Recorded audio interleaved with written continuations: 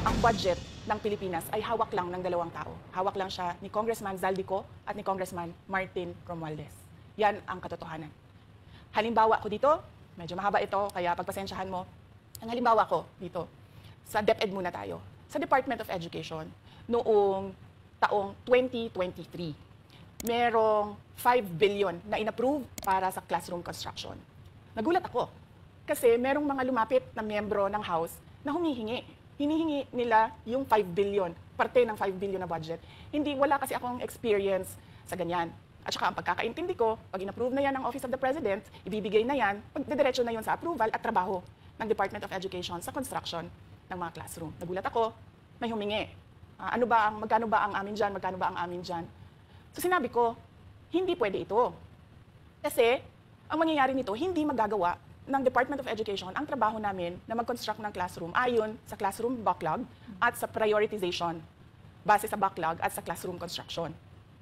So sinabihan ko yung isang congressman, sabihan ninyo si Martin Romualdez na hindi pwede chap-chapin ang classroom construction na 5 billion.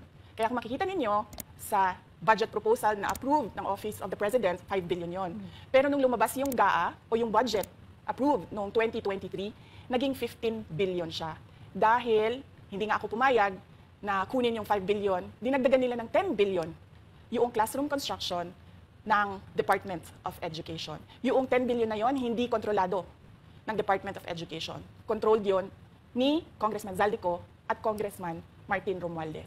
Pare-pareho po ba, Mr. Chair, yung komisyon, or whatever you want to call it, kickback, ang hinihingi po or magkakaiba? Ibang isang mambabatas ganito ang presyo or halos standard po ang hinihingi nila at magkano po ba yan? Isa lang po ang pattern. Basta insertion or ang program po, 25% po lagi. Insertion or ang program, 25% po yun. Opo. Para po kanino raw? Para po daw po kay, lagi ko narinig ang salita nila kay Zaldico at saka kay Speaker po, ang narinig kong salita. All right, Mr. Chair, I have no further questions.